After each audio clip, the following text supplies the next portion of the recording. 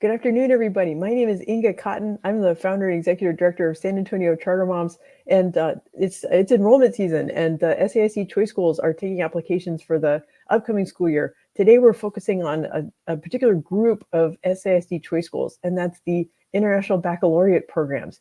And we have a new blog post. It's a guest post from the International Baccalaureate team, so you can find that at sachartermoms.com. It's on the top of the blog today.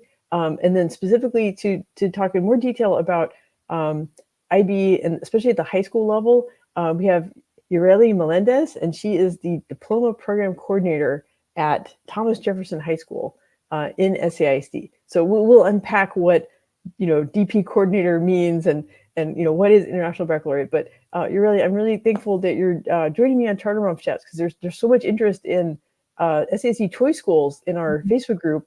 And I really feel like the IB schools offer a very special learning model. Thank you for having me. And again, this is the first time that I'm doing something like this. We just finished talking about how we do the Magnet Mini Fairs in person to 8th graders. And it's such a unique experience to be able to offer this information to parents so that they can help their students make the best choice. Yeah. It's a big decision, like what high school to choose. And the blog post covers like so many different aspects of this, but I guess I was wondering, could we just start by, if you could explain, like, what does it mean that your role is Diploma Programme Coordinator at Jefferson? So I work specifically with the 11th to 12th grade students that come and want to join the diploma program. So the way Jefferson is set up, again, anybody can join the program. We have our 9th and 10th graders, and a lot of our students make that decision, the 9th grade, to be considered a magnet student. And so they take very specific courses during 9th and 10th grade to kind of help them prepare academically for the diploma program. Then some students can pursue that pathway.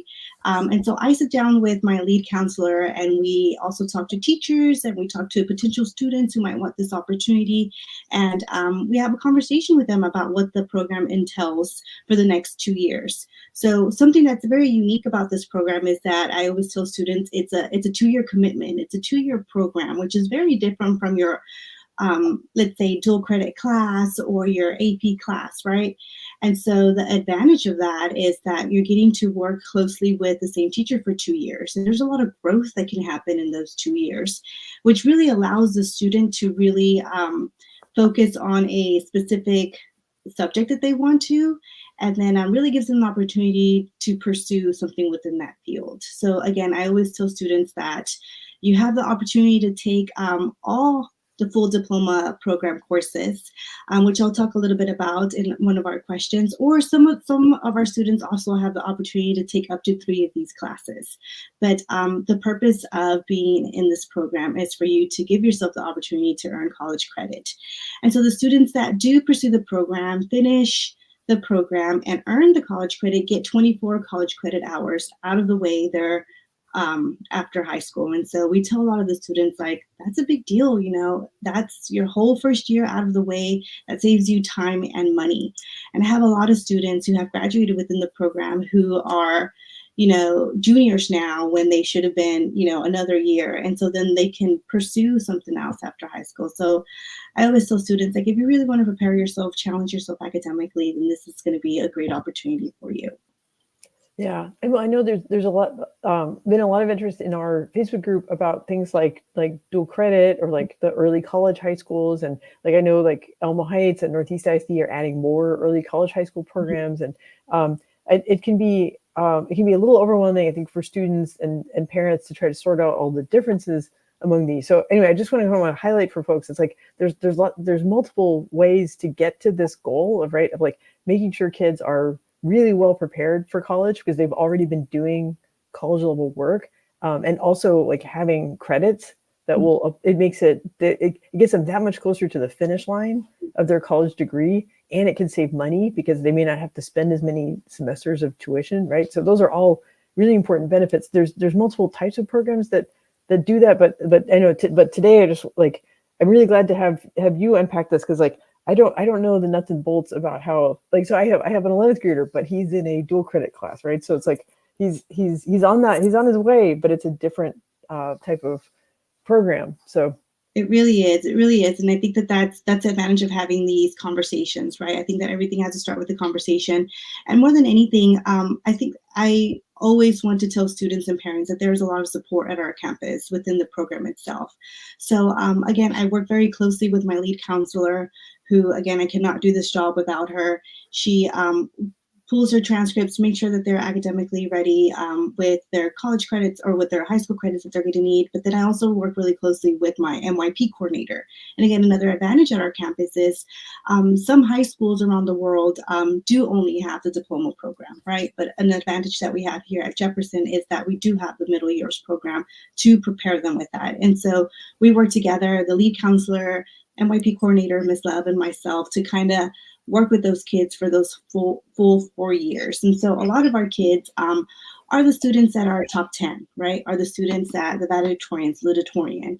And that doesn't necessarily mean that those are the students that we're seeking after. We're seeking students who have the resiliency, who have the work ethic, who have that grit to get through, because again, it's 2 years, it's a 2-year commitment.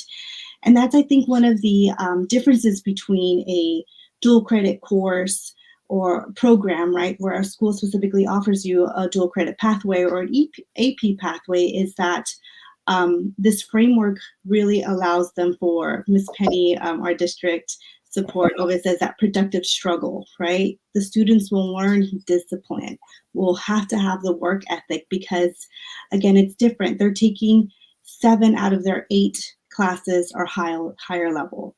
So they're having to balance their time. They're having to make choices with their extracurricular activities. Do I do this or do I do that?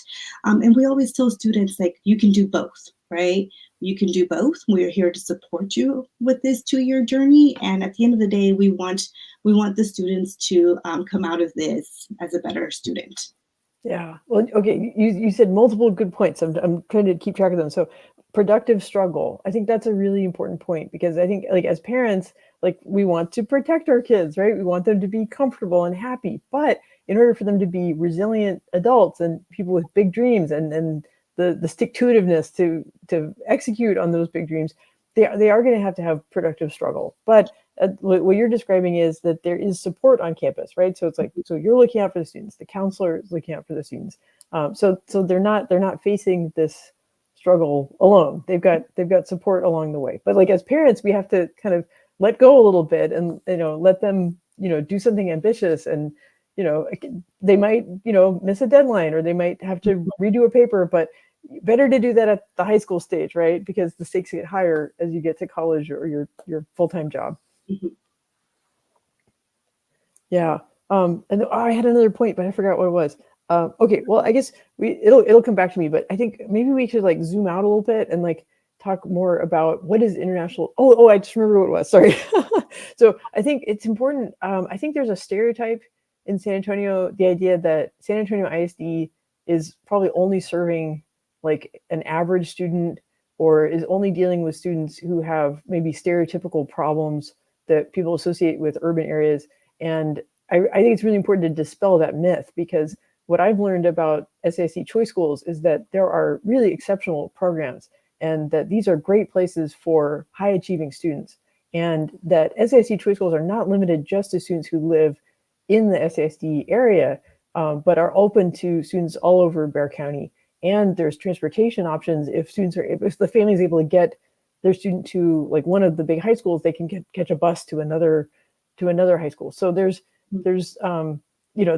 basically like whatever obstacles people have in their mind of like, oh no, I wouldn't consider SAISD. Okay, it's time to set those prejudices aside and really take a closer look at SAISD. And I think that the IB schools are one of the programs that make the strongest case for re-examining SAISD, and not just assuming of like, oh, well, this is, and I worry about like the stories reported in the news about like, declining enrollment and stuff. And like, it's, these are because of demographic trends, but the reality is that the SAISD Choice Schools have been growing, and it's because these are good programs and they're growing by word of mouth. But, I'm trying to help amplify, and get more parents to come and take a closer look. And that's what, and you're doing the hard work. You're going to magnet fairs and you're talking to 8th graders and, but I think the more we work on this, the more we can change perceptions about SAISD, make sure that the future of SAISD is of like a healthy district with a broad range of options, and that all different kinds of students can feel like they can find a place in the SAISD Choice Schools universe. Yeah, and I think I think you brought up a very good point with that mindset, right? I think sometimes when students think IB or teachers think IB, they automatically think that, again, it's the smart kids that are in the program. And again, it was designed for, it's an international program. It is for, a lot of students in private schools around the world pay for this type of framework in education. And so that's the beauty of SAISD, is being able to offer that within our district. And again, the other advantage that specifically with the IB program that it provides with the framework is allowing students to look at content through a different lens, right? That lens of inquiry. Students have a lot of opportunities to explore their own personal topics, right? I think that that's one of the beauties of being in a diploma program, is our students have the opportunity to seek topics that, are not traditional to the school setting. They are writing a 4,000-word essay called the Extended Essay of Exploration and Research. And when you think about it, again, how many students are graduating from your high schools that can and do have the skills to write a 4,000-word essay? We teach our students, again, to be open-mindedness. We have the class, the Theory of Knowledge, is specifically a class that, has discussions, because we all know in the real world that you're not going to always agree with somebody else's perspective, right? But how are you going to be respectful and diplomatic, especially in the workplace? And so those are skills, again, that the program allows the students to explore while they're still in high school. They have multiple opportunities to also shine through academically. And then again, also part of the community. A lot of what the framework also has them do is be of service to others, be of service to the community. And so again, it's more of a holistic approach, right? So we're looking at programs across the district. I always like to tell them that if you are coming to Jefferson for the IB campus, your student is going to receive that holistic approach. The program is designed that way, right? The program is designed to help balance the academic with the personal. At the center of the framework is that student. And so, again, when I'm talking to 10th graders, when I'm talking to 8th graders, I'm always letting them know, if you finish this program, you're going to come out with learning those academic and personal skills, right? And that's what I think that the reason why a lot of our students leave very confident after completing the program, whether they earned a diploma or not. We invite them back in December and our alumni, and then they're always telling us how their time management is so much better because I had gone through it. They talk to us about how, again, they're able to really have conversations with other people and go out of state. Some of our students, like I said, give themselves the opportunity to apply for these scholarships. And again, that's the other thing that I tell students is, where do you want to go after high school, and what are you doing in those 4 years to help you get to where you're going to go? Because again, if your resume and your transcript says that you are completing this program, that's going to set you apart from a lot of other students, right? Because again, it's a program that is well known throughout, the state and the US. And so when they see that candidate with that background, they're going to I would tell the kids, they're going to put your application on a different level. And so again, that's what I like to tell students when they are making that choice. Yeah. Well, so the first time I heard about International Baccalaureate, it was I was a high school student, but I was going to a Department of Defense high school in Germany because my dad was working as a civilian for the Army. And but there were some families who, even though that was an excellent school, that was probably the best school I went to in my whole education career. But we knew some families who did choose IB schools for their kids, but it was always a private school in that context. And but the appeal of it is that the international IB program is known around the world. It dates back to like the 1960s, right? Because there were like, diplomats' kids or like expatriate, business executives, and they wanted to know that their children's education could continue even if they had to relocate around the world, routinely. So that's the sort of the group of people that this was developed to serve, but then realizing that this type of education, like the inquiry approach, like having skills like theory of knowledge, like that really benefits a much broader set of kids, and it should be made accessible through public schools as well, so that there's not that tuition barrier for students to be able to access it. You said a very key point. Like I say, in a lot of our presentations, speaking to the community, we always say that it's the great equalizer, right? It levels the playing field, and anybody can pursue this. Yeah, yeah. Well, and I guess so. I'm gonna try to set a little more context too, because like, well, maybe this is stuff that only I care about, but like when I want to mention to folks, we have an overall guide about SAISD Choice Schools, and we try to keep track of like what are the different learning models at all these different schools, and a lot of them you can kind of organize them based on who is the nonprofit partner or who's the education partner for it, right? So for the IB schools, it's a partnership between SAISD and so technically an SB 1882 partnership for the policy nerds out there, right? But the partner is called Texas Council for International Studies. So I was wondering, do you interface with them much, or can you comment about them? Okay. I do. So Margaret Davis, and again, is one of CEO, and she's actually also a coordinator in Dallas. And so we have a great relationship. She's very, she was on campus a lot last year. And so I was able to really pick her brain as to like, when this happens, what do you do? She's been extremely helpful. Then we also have Dr. Weber, who is on campus as well. He was actually the one who was just like, hey, are you interested in doing this? And I said, yeah, let's do it. It's a good opportunity. Let's put our name out there. Yeah, and he put together the blog post so anyone, if you're seeing the video, go to the description and click on the link, and you'll find the blog post that Dr. Weber put together. So they're a great support when it comes to also a lot of the funding, right? So a lot of the funding for professional development, specifically, I have to send any DP teacher to professional development. And so that's where we get a lot of our fundings. They also provide kind of this in-house, kind of like a workshop day that's hosted, and it brings everybody who's an IB campus to one location. It's been hosted at Burbank for the past 2 years. And it's an opportunity for us to collaborate with one another, share our skills. Teachers take fully advantage of this because it allows them to, be teachers of teachers and show their strengths. And I think that it really empowers them. And so that's another opportunity we have.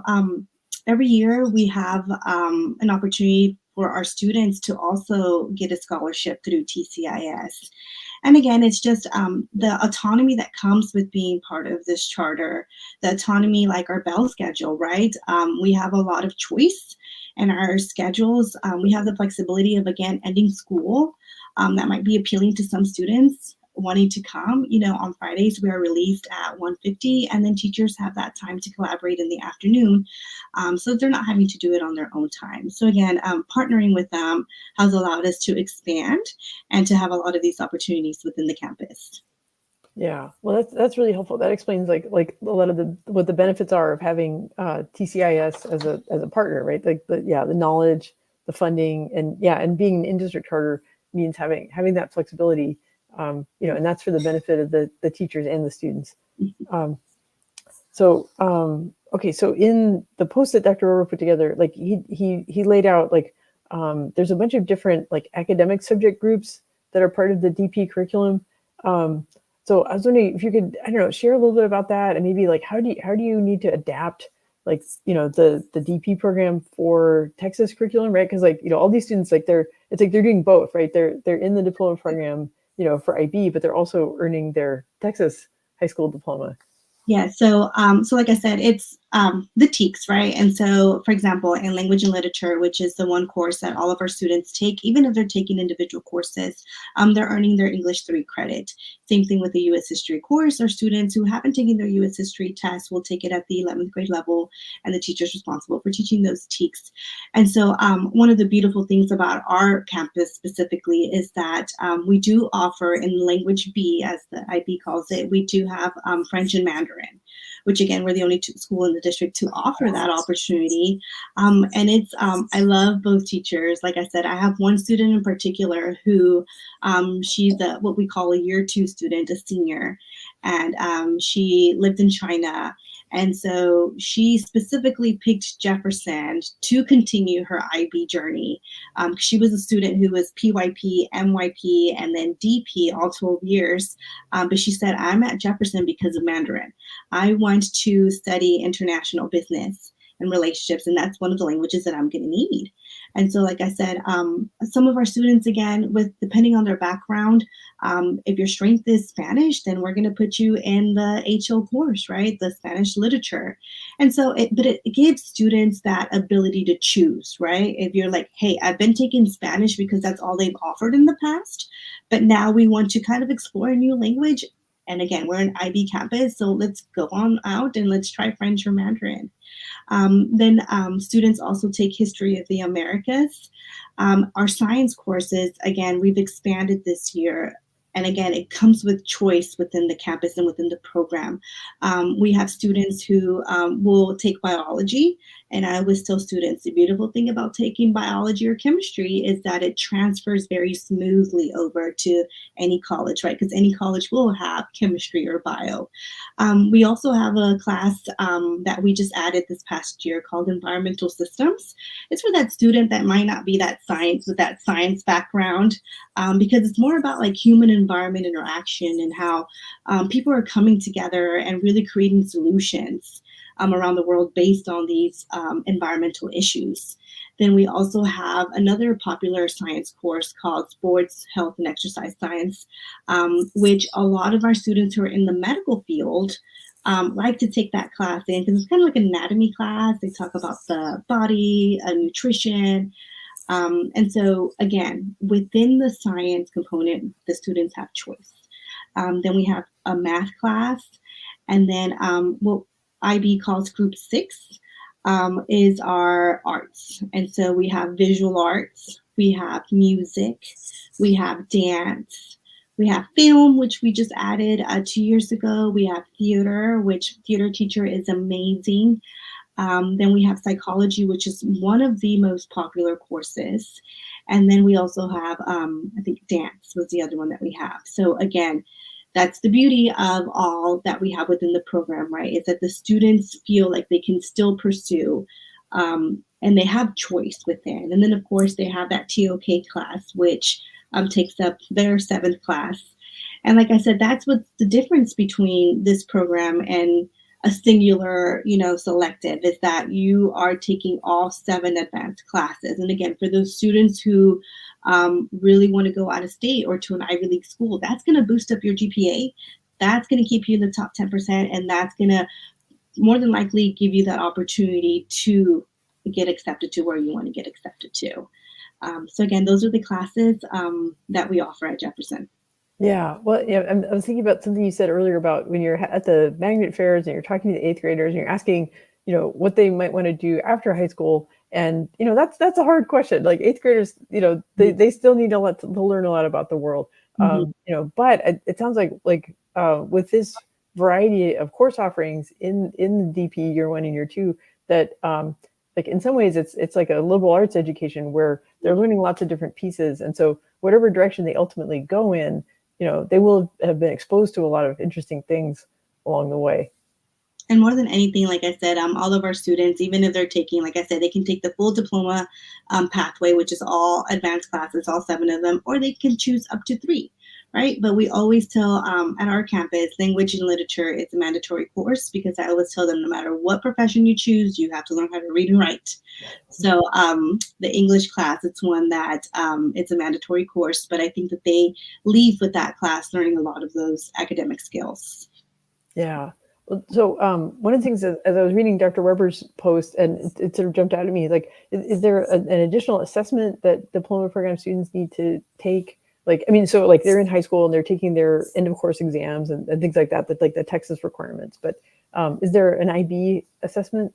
Yes. So again, another advantage of pursuing this program is that it's not like an AP course, right, where you have one test. And I always talk to my students about like, anything can happen that day. You can be sick, you broke up with your boyfriend or your girlfriend, you had a bad weekend, and it's just, you're human, right?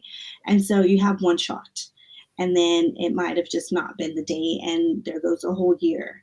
Whereas in the diploma program, students have what we call external exams, which are multiple exams. A lot of the exams, none of the exams are multiple choice with the exception of science. They have one exam that's multiple choice. And then all of their tests are all open-ended, which can be a challenge, right? Because again, they're coming from 9th and 10th grade, having taken the EOC multiple choice. And so there's that learning curve that has to happen. But it also, I tell the kids, it's a huge advantage for you because then it's open up to interpretation, right? Like, of course, the moderators have a rubric that they're going to follow, but if you are awarded points for what you know. And then, so they're the external, which happen in May, and students take around 15 on average tests because each subject has 1 to 3 tests. We also have what we call the internal assessments. And so those are in every subject. They will create, most of the time, it's going to be a paper, a research paper. But again, going back to that flexibility of choosing your own topic of interest, right? Again, they have choice. And then one of the greatest advantages in the internal assessment is the fact that they get teacher feedback, right? And so I always tell my students, play to your strength. If you know that you're not the best test taker, then those internal assessments have to be the best that they can be. Because at the end of the day, it's a point system. At the end of the day, it's that balance between your exams and what you've done throughout the year internally, right? So, for example, let's look at Main Lit. They have an HL paper. They have an oral, which again is different from other tests. They will have to produce an oral. Then they have paper 1 and a paper 2. So that's 4 different assessments cumulatively that they have the opportunity to earn that college credit. So again, I tell students, play to your strength, use it to your advantages. Group 6, that theater, that film, that music, visual arts, those are a lot of kind of like projects along the way that they work throughout the 2 years. And so again, it's not a one-day, one-shot program. It's a program where the child has the opportunity to evolve, to grow, and to practice and receive feedback throughout the 2 years. Yeah. So the idea of facing assessments might be kind of intimidating, but like you said, it's actually in some ways lower stakes than the AP exam process because it doesn't hinge on, right? So if you just aren't feeling well that day, that's happened to me. And like, there was a class where I didn't do well in the midterm, but I was able to bring the grade up at the end. And there was nothing I could do about just how I felt on that day. That was the midterm test day.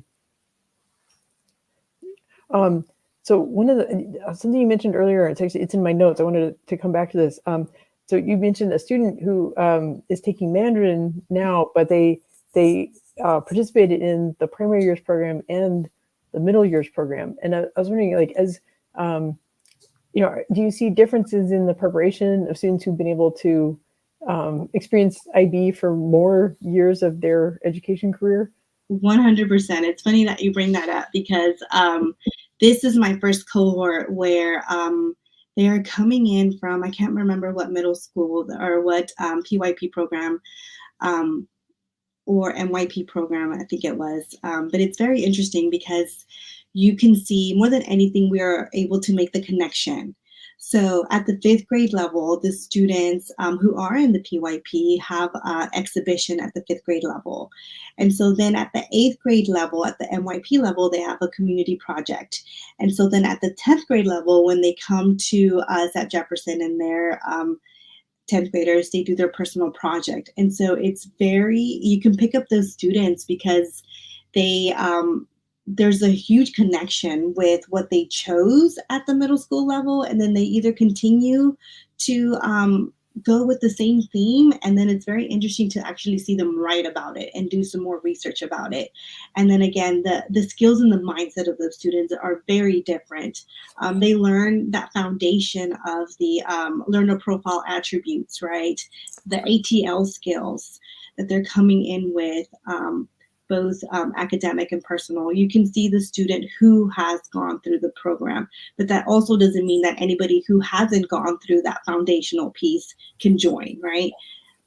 So again, it's like I said, we see those students evolve, and Ms. Love actually shared with me their community projects, and I gave it to them last year, and I was just like, do y'all remember the student? Like, do y'all remember yourself in the middle school mindset? And they just looked at their papers and they just kind of giggled because they're like, oh my gosh, like, look at all these horrible grammatical errors, right? But they see the growth within themselves in anything. And they build confidence, right? Because it can be kind of scary, right? Like, you're going in, all 7 of your classes are higher level than you are with, the top kids at the school. And so it can be intimidating. But then I have conversations where I tell them, like, hey, remember, you did this already. You already did it in middle school. You did it last year as a 10th grader. Like, this 4,000 word essay is going to be nothing. And so you just try to build confidence and build as much connection what they can and tell them, you have already been doing this. Finish it out, right? Let's finish the program with integrity. Yeah. So, so students can come to Jefferson even if they haven't participated in IB, either PYP or anyway, I have my little things on screen. I mean, just for anyone who's wondering, what do they mean when they say PYP? Oh, and because it's truly international, there's a lot of like British spellings, right? So it's a program with the extra ME on the end, right? So, but primary years program translates to like that's what's at the elementary schools, right? And then I have up on my other tab, so Briscoe Elementary, which I got to visit. So that's a primary years program school, and then also Woodlawn Hills Elementary. Right. And then Woodlawn Academy has, and Fenwick Academy, and they have primary years program and middle years program. Right. And then there's Harris Middle School has middle years program. And then, so y'all are at Jefferson, and then the other high school in SAISD that is IB. So Burbank also, right? Okay. And I forgot where I was going. Oh yeah. So primary years program. Okay. Middle years program, right? MYP, again, it's spelled with the ME. So I have a question, and actually this wasn't in the notes before, but like, so if a student decides, like, let's say if there's a 10th grade student and they're interested in coming in for IB, does that work, or do they have to start at 9th grade? Okay.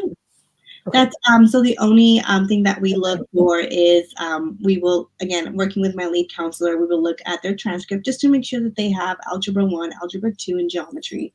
And then they have their bio, EOC out of the way, a lot of their EOC, so that they're not having to add another layer of testing, right? So those are the only like prerequisites that we have, is just to make sure that your credits are in line so that when you are entering the program, you're not worried about your EOCs or retaining any of those credits. And even if the student does, come in from out of district and doesn't have that credit for math, we do offer a summer school for them to retain that credit so that they can be on board with the rest of the kiddos.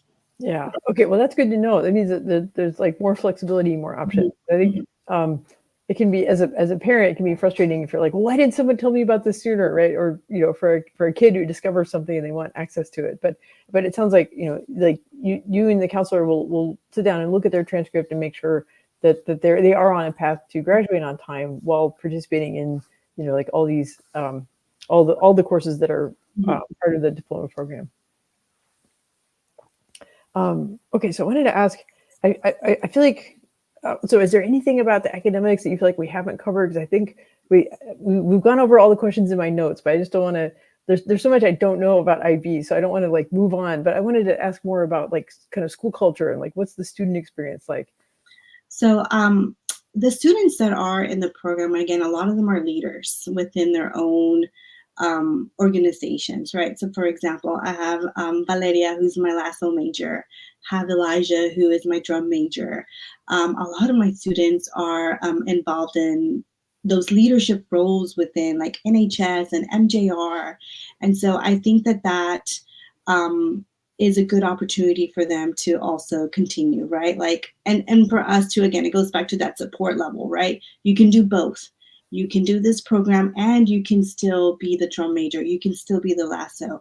And it's going to come with its sacrifices with both ways. But again, as adults, we are the ones who help the child kind of balance that out. But it's also kind of the mindset that we have with our students is also to be involved with the community. And so, for example, because it is part of the framework, the students are required to complete a component called CAS, which is creativity, activity, and service.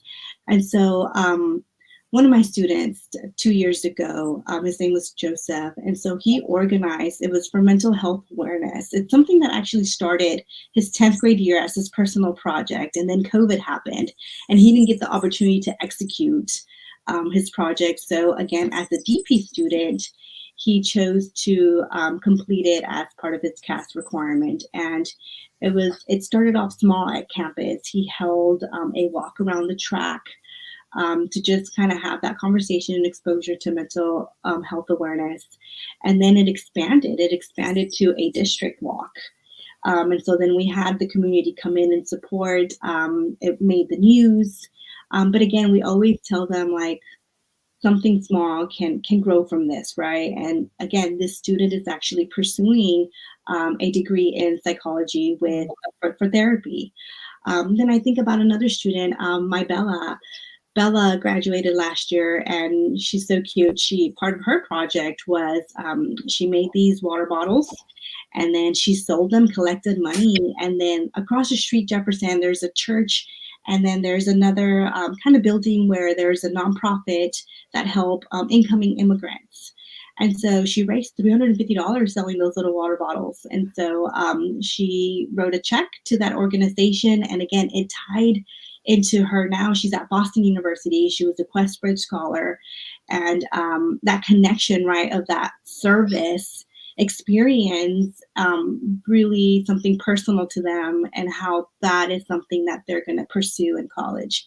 And so I think that that's the mindset, right, in the culture of, again, that holistic approach of not only is this an academic, but it's also a service, right? You are, again, the goal is for them to be better students, better people for the society, right? And so how do we show them that? We provide those opportunities for them to go out and pursue this.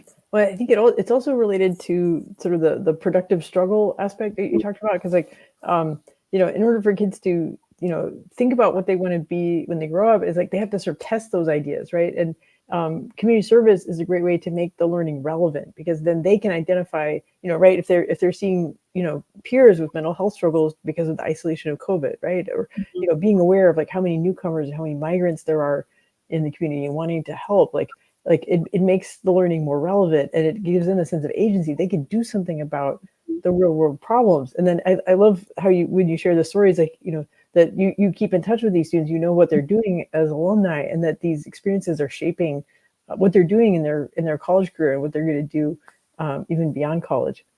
And they come back. Like I said, the student Bella just came back.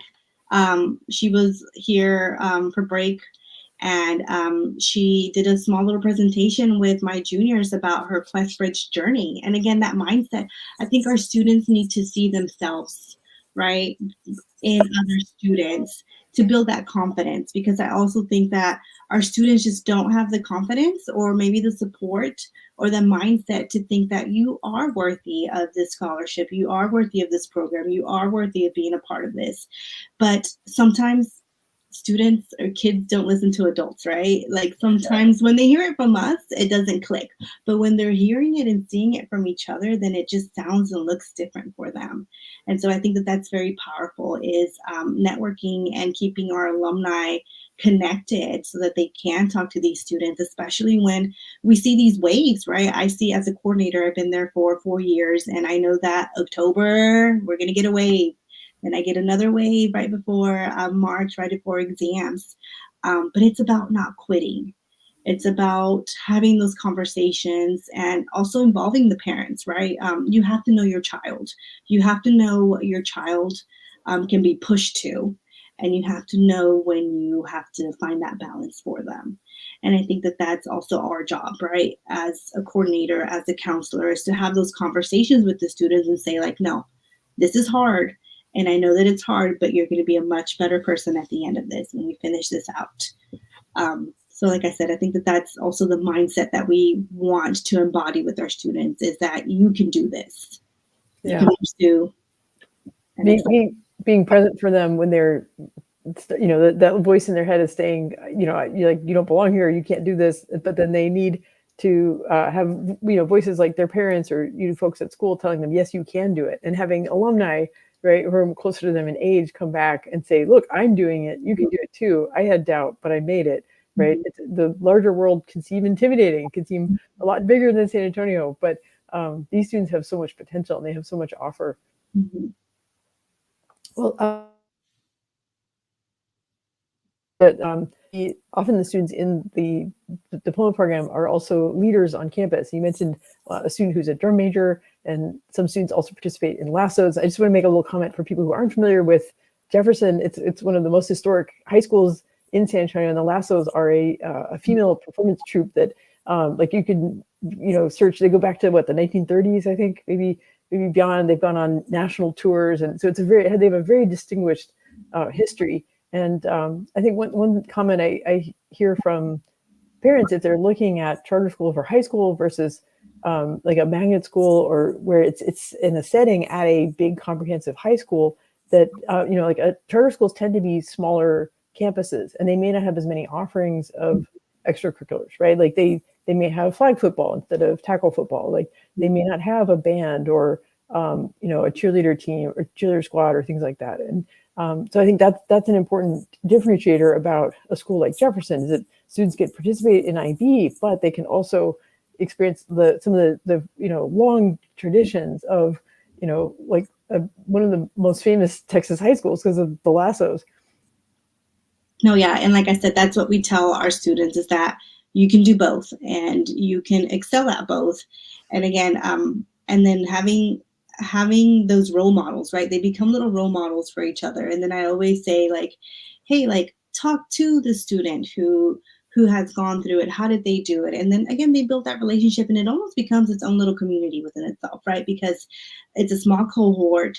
Then these kids are with each other for 7 classes, because there's only so many ways I can mix the master schedule, right? So they're going to become pretty familiar. And again, they have their teachers for those 2 years. And so it's a very unique educational setting for the students that is, again, very different aside from any other magnet. Is that the support, the community that comes within the program. Yeah.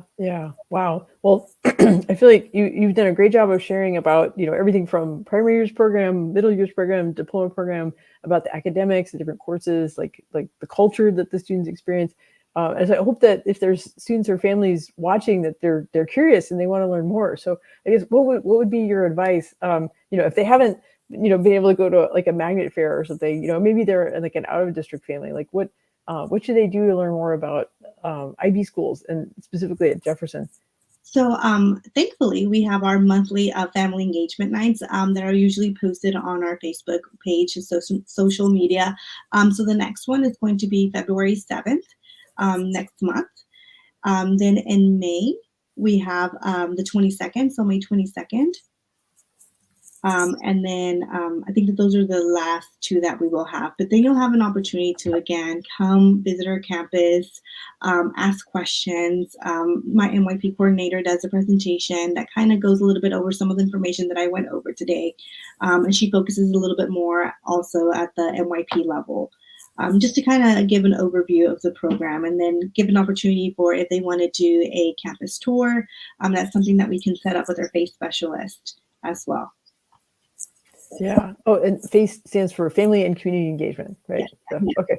Yeah. I want to, for folks, this is sort of more general advice, I guess. So the SAISDchoice.com website is very helpful. It actually has a specific page about the IB schools. But if you just go to like just SAISDchoice.com, that has the information about how to do the application through Avela. And there's the deadline coming up on February 15th, I think, for that's the general SAISD Choice Schools application deadline for open enrollment, and the IB schools are part of that. So there's 7 IB schools, so it's not just Jefferson, but also Burbank for high school, the middle school, the academies, the elementary schools.